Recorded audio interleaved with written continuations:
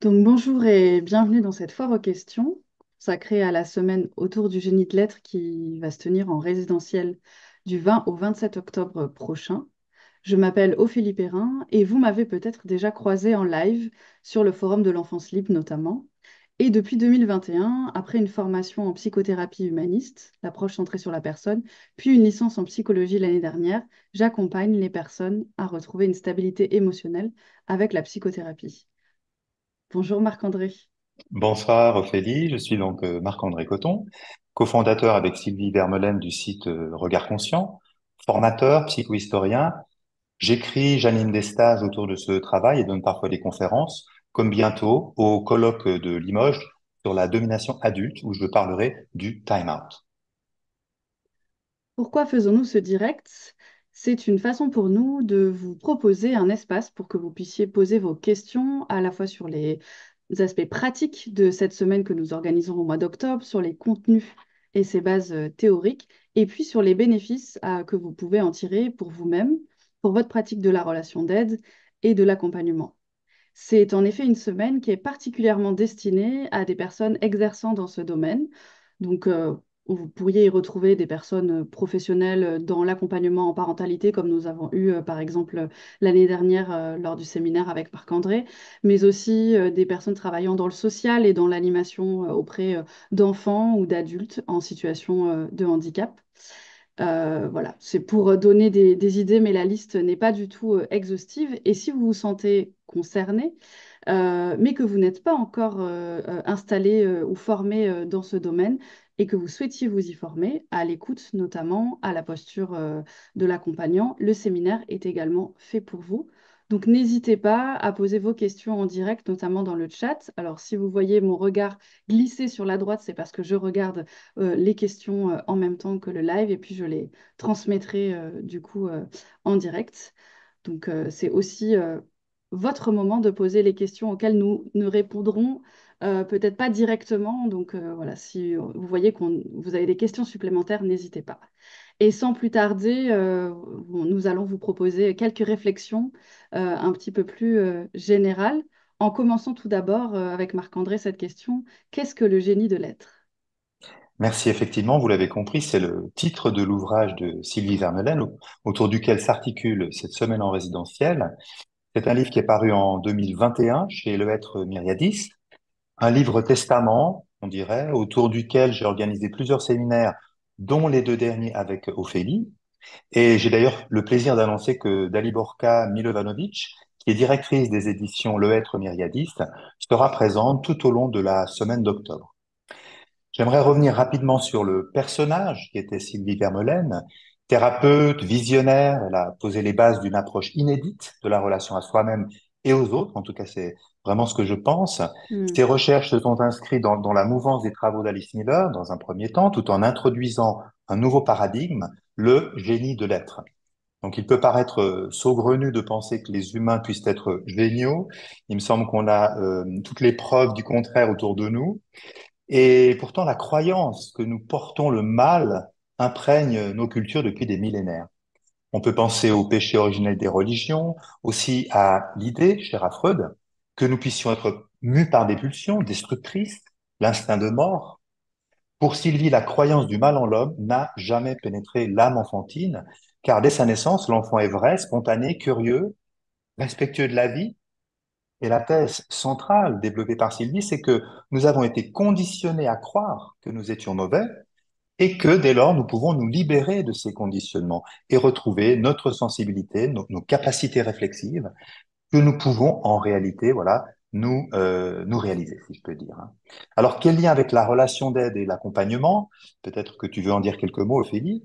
Oui, le génie de l'être, comme tu l'as si bien exprimé sur la notion de réalisation, il ramène directement à la question de la relation, celle des parents à leurs enfants en premier lieu, et par voie de conséquence à l'ensemble de nos relations, puisque nous portons en nous les schémas relationnels que nous avons intériorisés dans la prime enfance, de par l'environnement dans lequel nous avons grandi, l'éducation que nous avons reçue, mais aussi, comme tu l'as si bien dit, de par les théories, par exemple la théorie des pulsions de Freud qui a un impact sur la façon dont nous construisons nos schémas relationnels et dont les parents vont nous accompagner.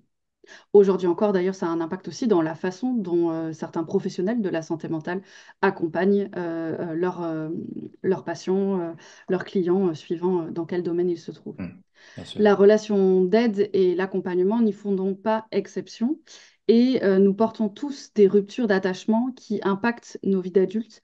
Les Hmm. ruptures d'attachement, c'est les moments où la relation à un moment a été rompue, que ce soit une rupture liée par exemple à un accident de la vie, un deuil, à une naissance traumatique, voire plus tard une séparation, un divorce.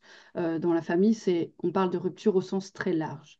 Hmm. Et nous sommes aussi donc porteurs d'une histoire qui s'inscrit dans nos lignées familiales, dans des contextes souvent dramatiques qu'elles ont traversés, puisque la vie, c'est pas toujours un long fleuve tranquille, et qu'on traverse cette vie avec à la fois des grands moments de bonheur et aussi parfois des moments de drame, et qui reviennent toujours à cette question de comment nous les traversons. Nous les traversons de la façon dont nous avons construit notre attachement et Hmm. nos schémas relationnels.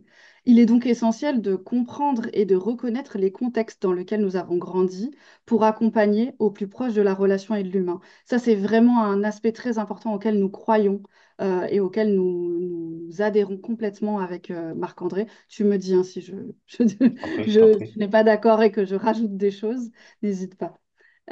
Sylvie, elle soulignait que nous sommes habités par le désir profond de retrouver la jouissance de notre conscience et que nous sommes parfois enfermés dans des schémas de répétition qui nous interpellent. Et donc ces schémas de répétition, ils sont finalement des petites pierres qui peuvent, ou des petits pas qui peuvent nous amener à prendre conscience en fait que nous sommes bloqués dans quelque chose qui ne nous permet pas d'aller vers ce processus de réalisation et cette jouissance de notre conscience. Hmm. Parfois, nous avons l'intuition, par exemple, que quelque chose d'important se rejoue, mais que le sens nous échappe. Et c'est là que vont intervenir les outils de conscience qu'elle développe, notamment dans cet ouvrage, Le génie de l'être.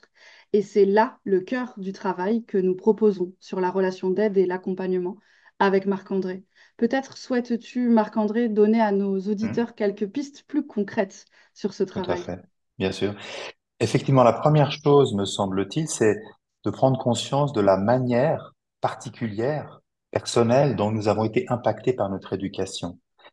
Et au-delà, tout ce qui se rejoue dans la relation d'aide et l'accompagnement, au fond, de quelles problématiques personnelles et familiales nous avons hérité, d'où sommes-nous issus, d'une certaine façon, dès lors quelle est la posture que nous présentons à la personne qui est en face de nous, dans la relation même. Et je pense que la question de cette posture d'accompagnement sera un point sur lequel nous reviendrons fréquemment dans nos réflexions au cours de cette semaine. Alors la question de l'écoute également, tu en as parlé un petit peu, à nos yeux l'écoute est un des fondamentaux de la relation, mais qu'est-ce que ça veut dire qu'écouter? Qu'est-ce que tu dirais là-dessus, Ophélie? Alors, écouter, pour moi, c'est un verbe qui a résonné très fort pendant mes 2 ans de formation à la psychothérapie et qui résonnera probablement encore longtemps, puisque c'est à mes yeux l'un des fondamentaux des métiers de la relation d'aide. Que veut dire écouter? Ben, c'est également une facette de l'accompagnement que nous vous proposerons d'explorer pendant ce séminaire. Une semaine, c'est vraiment un espace de jeu pour découvrir ce qu'est l'écoute et toute cette facette, comment nous avons été écoutés enfants et comment nous écoutons aujourd'hui les autres, ou comment nous sommes aujourd'hui écoutés ou comment nous nous écoutons. Mais nous aborderons également d'autres outils et je te laisse en dire plus, Marc-André. Oui, voilà, je pense que les outils globalement que nous proposons vont vous permettre de sortir d'un sentiment d'impuissance qu'on a parfois quand on contemple l'étendue, je dirais, de nos névroses hein, autour de nous, mais parfois aussi plus proches, voire en nous. Et cela peut nous aider effectivement à quitter cette posture de victime qui bien souvent nous paralyse euh, pour nous-mêmes, mais aussi évidemment face aux personnes que nous souhaitons aider. Alors l'approche du génie de l'être propose d'aller à la rencontre de cet adulte qui est en nous, qui va prendre soin de l'enfant que nous avons été, que nos patients, que notre patientèle également a été. Nous sommes aujourd'hui confrontés à des défis qui me paraissent assez récents autour de la relation d'aide, et je pense en particulier à la résurgence de manipulations éducatives assez subtiles qui renvoient à des concepts, à mon sens, erronés, comme la théorie des pulsions de Freud, voire à des méthodes éducatives qu'on croyait désuètes, comme le crying out, le time out. Il dit c'est très clairement positionné à ce sujet. Rappelons-nous que le lien est au cœur de la relation, y compris bien entendu la relation d'aide. Donc, lors de ce séminaire, on va essayer de déconstruire avec vous certains concepts en vogue, mettre à jour leur impact pour la relation d'aide. Je pense en particulier à la psychanalyse, qu'on va tâcher de déconstruire, non pas, je dirais, de faire de la psychanalyse, de déconstruire la psychanalyse, les théories comportementales qui sont aujourd'hui largement diffusées, notamment dans ce qu'on appelle les thérapies brèves. Cependant, je dirais que ces apports théoriques vont s'inscrire dans le cadre d'une pratique. Et c'est aussi cela qu'on va vous offrir. Par exemple, une pratique du théâtre forum, une pratique du laboratoire d'empathie. Et voilà, peut-être que plus concrètement, comment cette semaine va se dérouler. Ophélie, je te repasse la parole si tu veux bien. Oui. En matinée, nous proposerons de brèves séquences illustrées abordant les enjeux de l'approche par le génie de l'être. Ce seront des séquences un peu plus théoriques, mais qui seront aussi pensées de façon ludique et accessible, puisque l'idée, c'est que vous puissiez vous saisir de ces outils et de cette nouvelle façon, aussi nouvelle approche de penser la relation. Nous aborderons la question des croyances familiales et du processus de réalisation. Nous parlerons de ce qui se joue dans les relations des parents aux enfants, la question de l'éducation, Mm. également des violences, de ruptures d'attachement, j'en ai parlé un peu plus haut, de problématiques historiques et familiales et d'empreintes traumatiques. Enfin, nous aborderons l'aspect thérapeutique avec les outils d'accompagnement et la possibilité de vivre cette posture, quelle que soit votre profession et le domaine dans lequel vous intervenez. Pour l'aspect un peu plus pratique et mis en œuvre dans l'expérimentation et l'expérientiel, nous proposerons des mises en situation et élaboration, par exemple, d'un génogramme personnel. Et tu l'as dit, d'un théâtre forum, des choses qui seront plus dans le mouvement. Il y Mm. aura des moments de partage et donc un véritable accompagnement dans la découverte des problématiques de chacun. Nous aurons aussi des vidéos en soirée, comme celle de l'héritage transgénérationnel d'Alice Miller, ou d'autres témoignages. Il y a certains documentaires qui nous semblent pertinents, et donc ça sera Mm. aussi à votre... on vous les proposera, puis ce sera choisi aussi par le groupe. Et enfin, le partage d'un lieu de vie qui nous permettra de nous enrichir de nos interactions autour du quotidien. Mm. Et nous disons nous parce que dans ce quotidien, nous faisons entièrement partie de ce quotidien. Et donc nous aussi, nous sommes quelque part partie prenante de cette dynamique de groupe, même avec une place de co-facilitateur, de co-animateur de la formation. Avec Marc-André, nous proposons une trame de toute la semaine que nous vous proposons en début de séminaire, tout en ayant conscience qu'un séminaire, c'est du vivant. C'est un groupe, une dynamique, et que chacun vient également avec des attentes, des besoins, des envies et peut-être des élans et de l'enthousiasme. Et nous porterons donc un soin particulier aux demandes qui pourront émerger en amont ou pendant le temps du séminaire.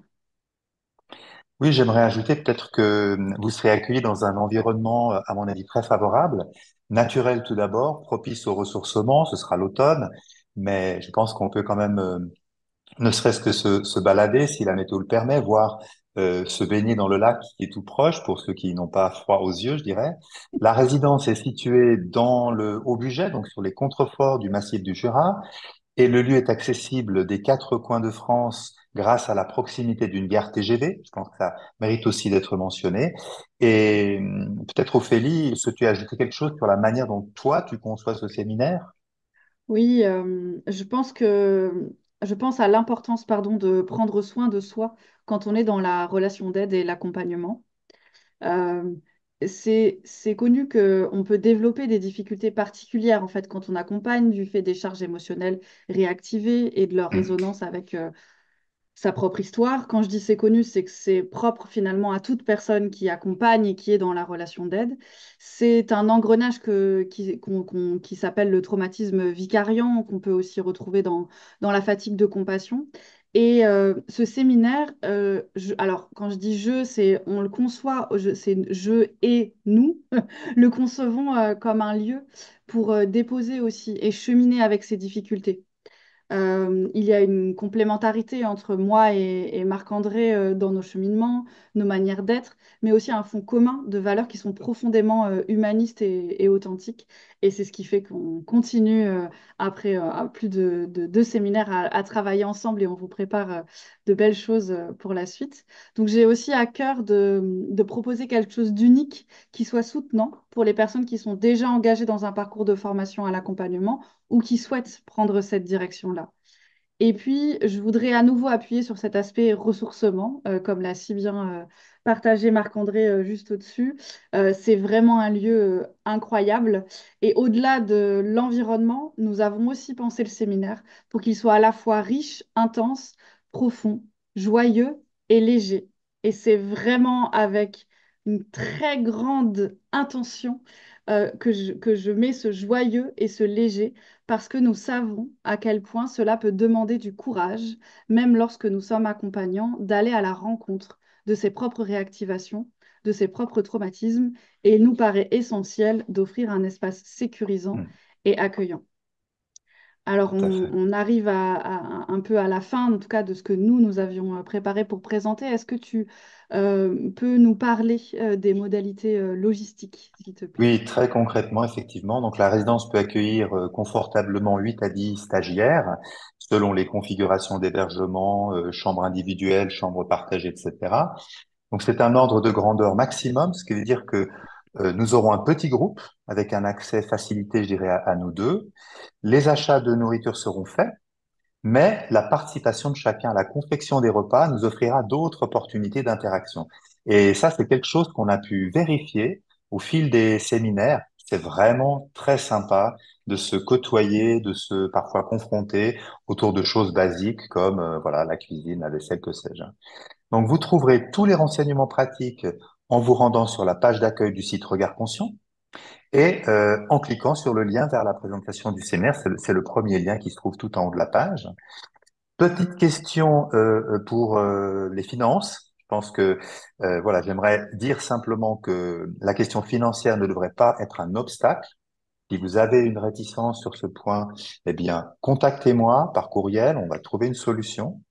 Et voilà, je dirais globalement ce que je souhaitais dire sur le plan concret. Le reste, évidemment, c'est à découvrir sur place, hein. Alors, je ne sais pas si tu vois d'autres choses avant que nous abordions peut-être les questions des personnes, s'il y en a.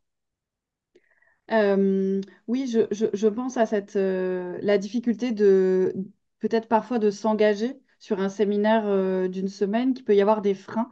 Et j'aimerais vraiment vous inviter, si vous avez cet élan-là et cet enthousiasme, à venir participer à ce séminaire, mais vous sentez qu'il y a encore des freins et que par exemple, à la lecture de la page de présentation du séminaire, à l'écoute de cette présentation en live et que vous, pour Hmm, celles et ceux qui nous écouteront par la suite, si vous sentez qu'il y a encore des questions, qu'il y a encore des inquiétudes, des peurs, n'hésitez pas vraiment à venir vers nous. Ça ne vous engage à rien et hmm, ça nous permettra peut-être de vous rassurer, peut-être de vous accompagner vers l'envie de venir ou au contraire de se donner rendez-vous pour un prochain séminaire si c'est encore trop juste.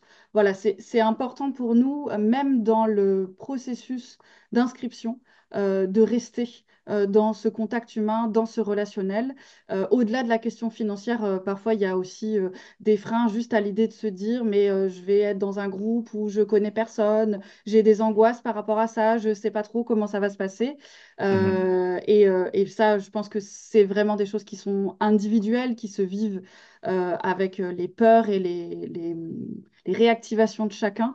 Donc, on a aussi cet élan-là de hmm, vous soutenir à cet endroit-là. Et pas forcément vous soutenir pour que vous veniez absolument au séminaire, mais plutôt vous soutenir dans une démarche qui peut être facilitante pour que vous puissiez bénéficier d'un séminaire qui vous corresponde, qui réponde à vos attentes et à vos hmm. besoins et venir vivre cette expérience avec nous. Est-ce qu'il y a autre chose qui te semble pertinent peut-être à Peut-être rajouter sur ce point? simplement rebondir sur ce que tu viens de dire. il est vrai que lorsqu'une personne s'inscrit, j'aime bien avoir voilà, un échange téléphonique, on se présente, on écoute aussi vos préoccupations, votre questionnement, on ajuste en fonction de ça. Donc ça, c'est vrai que ça permet, voilà, ne serait-ce que de faire connaissance et puis que vous sachiez que ce séminaire sera conçu quelque part aussi pour vous. Vous venez avec vos, euh, on va dire, préoccupations, vos centres d'intérêt et bien entendu qu'il en sera tenu compte. Eh bien, je pense que nous en avons terminé pour ce soir. Alors, c'est toujours difficile en direct de trouver un espace qui convienne à tout le monde. On est sur un horaire de semaine, donc on sait que c'est pas forcément facile de regarder en live. Mais je vous invite vraiment à poser vos questions et moi, j'y répondrai, ou Marc-André y Tout à répondra fait. par écrit. Par la suite, et puis à diffuser aussi à ce séminaire, même si vous ne pouvez pas y participer, mais que vous trouvez voilà, que c'est vraiment une expérience qui peut plaire à des connaissances que vous avez, des personnes avec qui vous travaillez. Donc, n'hésitez pas à leur transmettre soit ce live, soit la page de présentation du séminaire pour soutenir notre travail, en fait, tout simplement, puisque aujourd'hui, ben, lorsqu'on lance des projets comme ça, c'est un investissement en temps, en préparation et on a envie qu'ils viennent résonner chez le plus de personnes possible et toucher le plus de personnes possible, que ce soit pour ce séminaire ou pour d'autres par la suite. Merci de ton enthousiasme, Ophélie. Et ben, merci à toi, merci à vous pour la confiance que vous nous accordez, qui nous permet aussi hein, de continuer à proposer chaque année plusieurs séminaires par an. Et donc ça, c'est aussi grâce à vous qu'on peut bah, se permettre chaque année de recommencer l'expérience, parce que c'est toujours une nouvelle expérience. Merci beaucoup Marc-André, et puis je vous souhaite donc à tous une très belle soirée ou une très belle journée, suivant le moment où vous regardez ce live, et je vous dis à très vite. À bientôt.